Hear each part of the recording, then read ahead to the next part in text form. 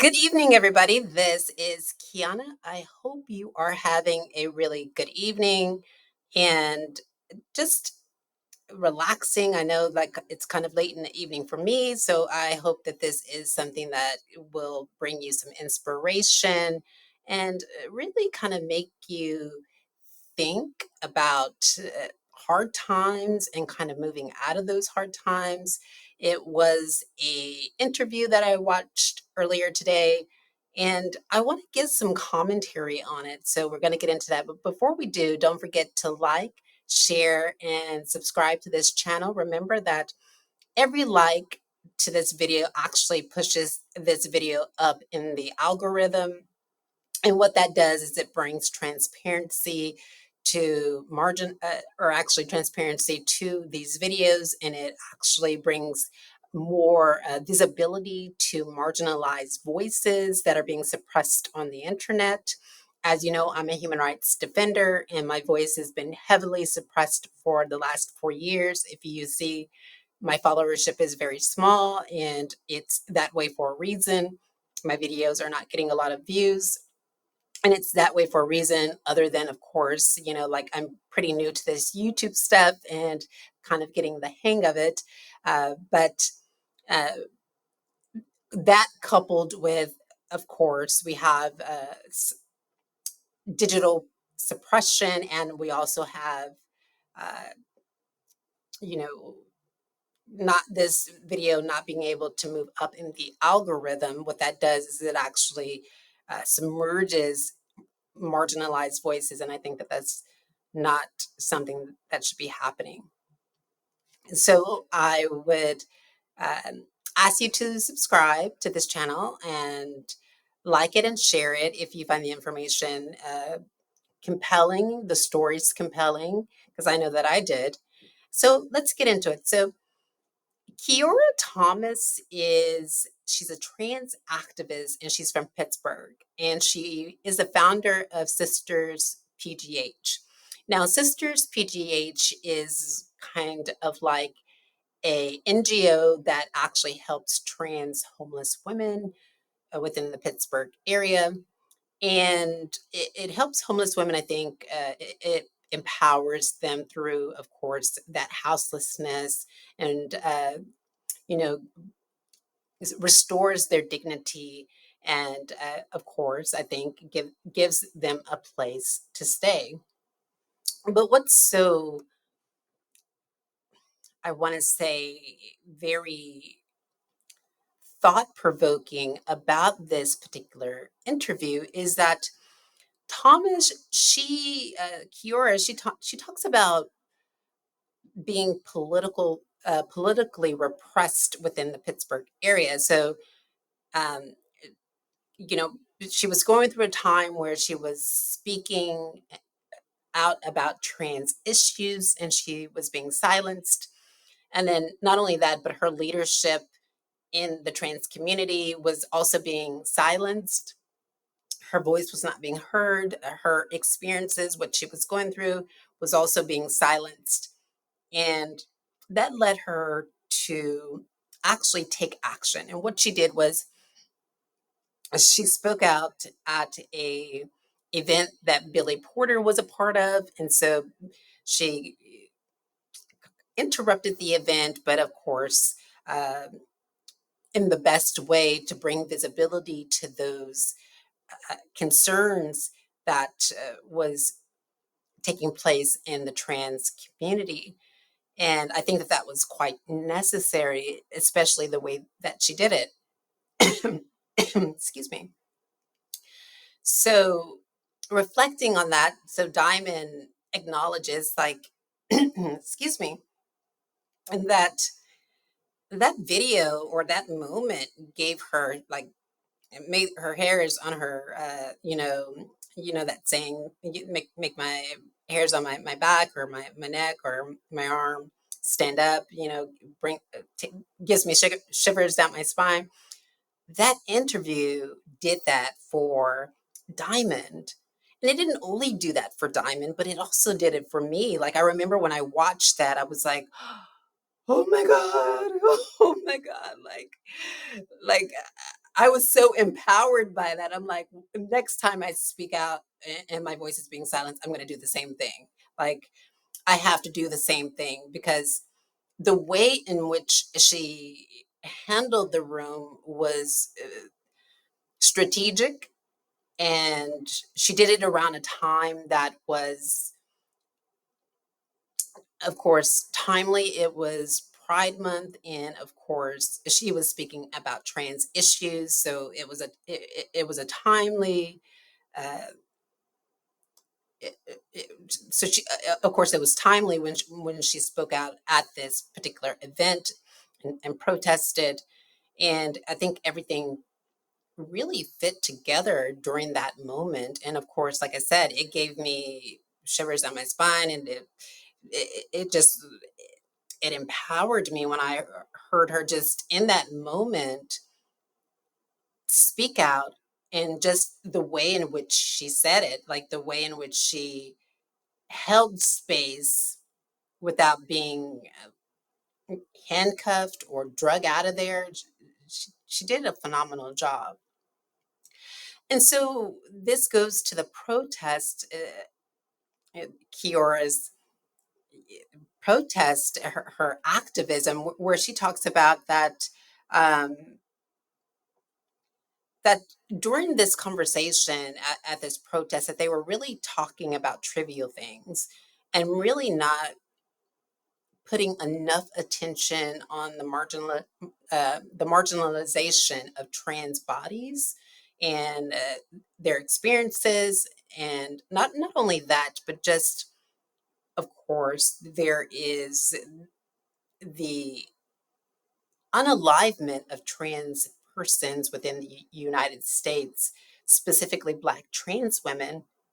And this serious topic, and of course, a policy concern, wasn't really getting enough attention.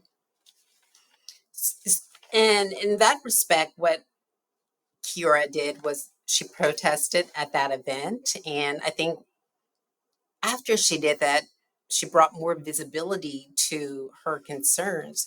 Now, it may have not brought enough visibility, but it did move the needle a bit.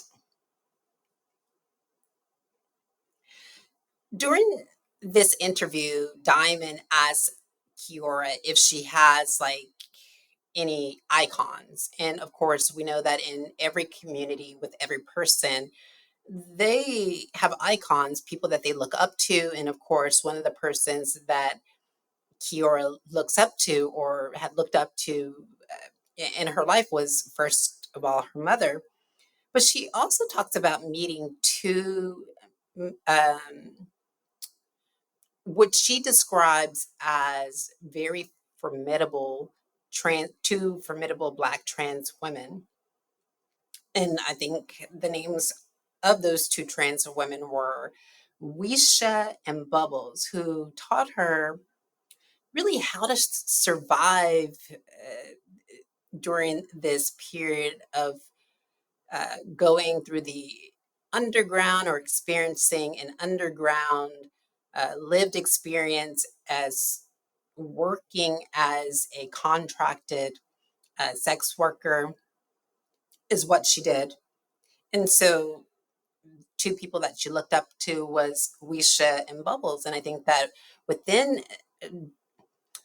within this underground space, she found herself community and family, and found a place of love and acceptance.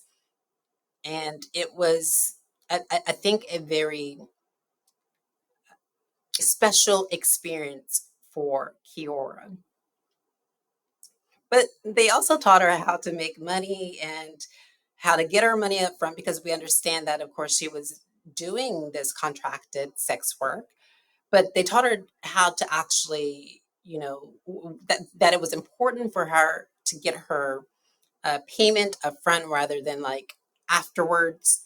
And more importantly, how to be safe when she was, you know, eh, working in this industry, this underground industry. And she describes these two figures as very influential in her life. And although they were outside her family, they were, I think, in essence, were like her family members. During this interview that Diamond had with Ciora, we get to understand now there's a lot that is being covered in this interview that I'm not going to be covering in this 30-minute segment, but we get a sense that Ciora emancipated herself from her family to, I guess, experience this life or go on this journey of being within this underground space of, you know, this hard knock life of experiencing, you know, things that are going on down there that of course I'm not going to get into, but also experiencing a different kind of work that often trans women find themselves in. And so what I also found very compelling about this particular interview is that Kiora tells us that she was like homeless for years. And she would sometimes when she needed a place to stay, couldn't actually just stay within the elements, of course, because sometimes it would get very cold in the winter. She would stay with trade. And if you don't know what trade is essentially trade is a heterosexual man that likes trans women. That's what trade is. Now, trade is not to be confused with chasers. Chasers are a different kind of men. Chasers are actually, they're also heterosexual men as well, but um, there's just kind of like they fetishize trans women. And of course, there's a different subset, which are down low men who are heterosexual men that like trans women, but they're actually ashamed of it. So, trade are heterosexual men that like trans women that are not ashamed of liking trans women. And sometimes, uh, they build relationships with trans women. Chasers are heterosexual men that fetishize trans women, and down low men are men who are heterosexual, but they are ashamed of being with a trans woman, but they are with trans women, but just on the down low behind the scenes. So back to this homelessness that Kiora experiences, she tells us that when she was homeless, there was a sense and a feeling of shame that came with it. And during the day when she was homeless, what she did was she isolated herself under the bridge where many homeless people stayed and just hung out.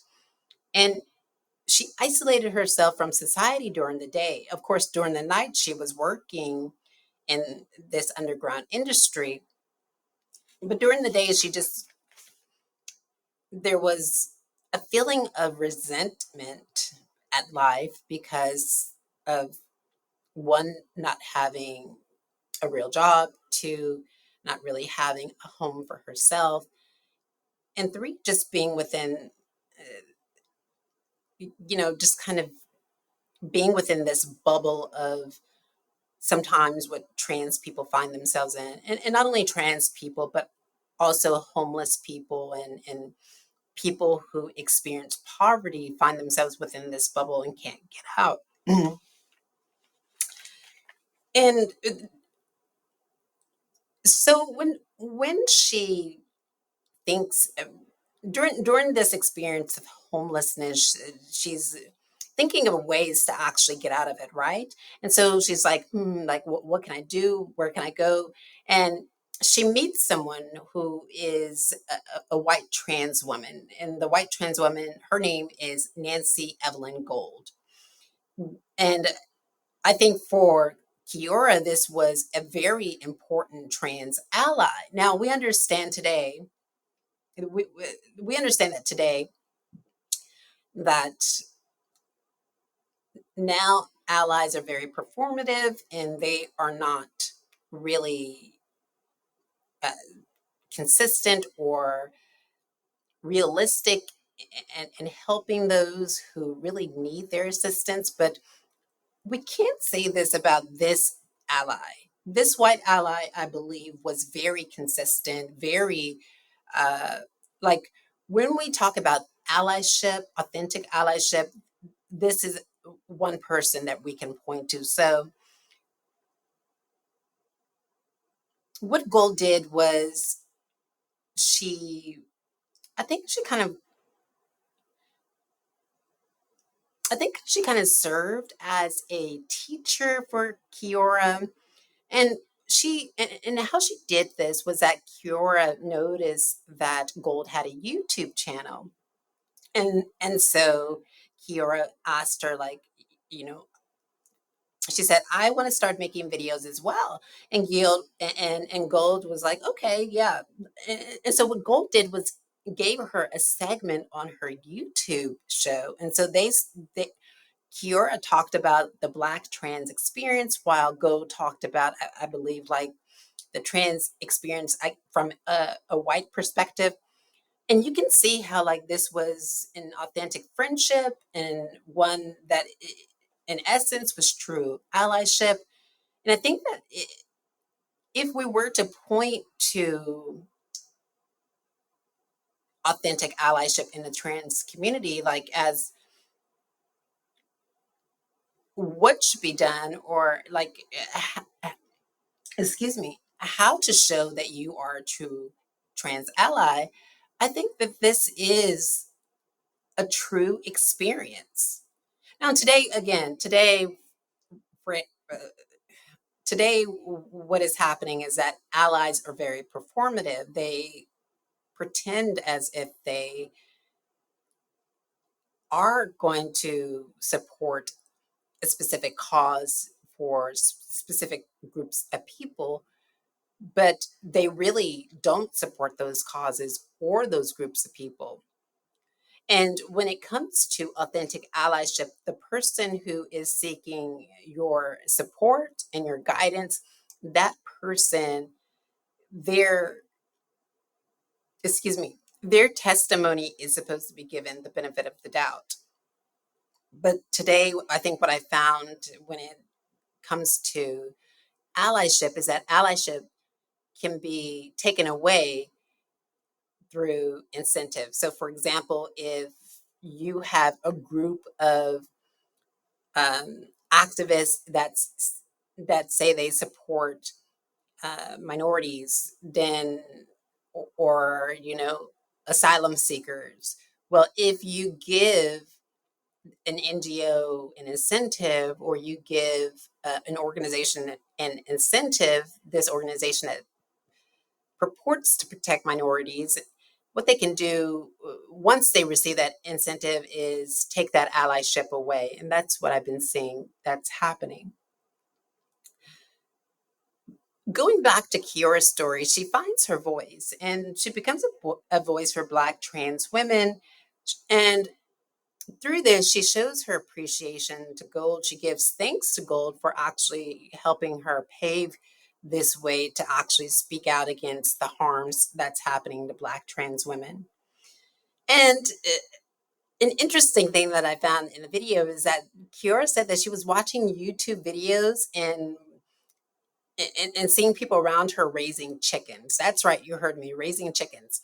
And so this was something that inspired her, something that she wanted to do. So what she did was she saw that there was like six chicks online, and six baby chicks online. And what she did was she purchased it, and they came to her house, and then now she has 30 chickens. So now she's raising chickens. I don't know if she's actually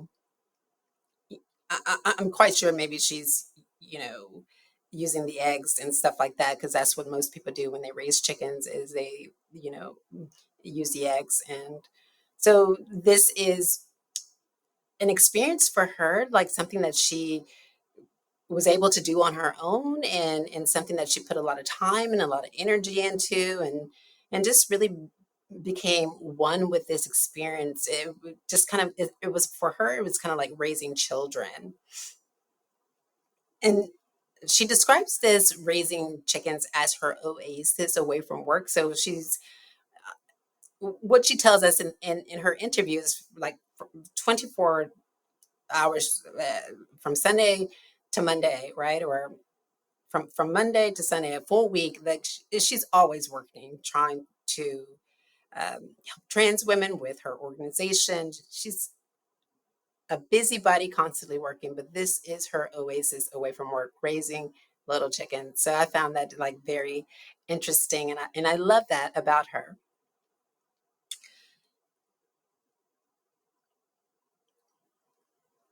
Now, while there was a period where she was working on her sobriety and she was taking a step back away from life, and she had an idea to protect trans women.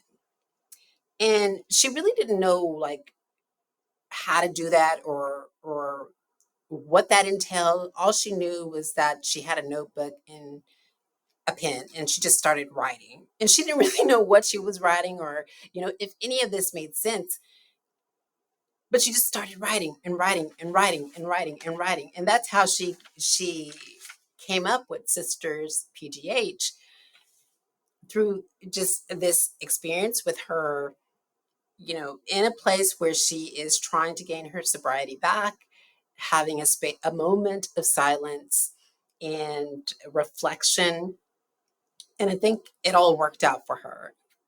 As you can see, now she has an organization and she's able to contend with those trans women that are homeless. And this was something that she has always wanted to do. So, as you can see, the discussion is quite piquant. It was just very informative, very interesting, and going back to Sisters PGH, this was, of course, just more about it. It's like transitional housing um, for trans women, and what it does is it makes sure that trans women are safe. So it's safe housing for trans women, that they never suffer through homelessness without support and guidance, and that during this experience that they are supported. And this was something that I just found like, and she's doing amazing work now. In the past, I've actually written about Ciora Thomas. I think somebody deleted the article. Like when I was really heavily going through transnational repression and my articles were being deleted, somebody took that article offline, I guess, to kind of invalidate my experiences and my activism for the trans community. They deleted it from the blog, so it would look as if like I didn't support trans people.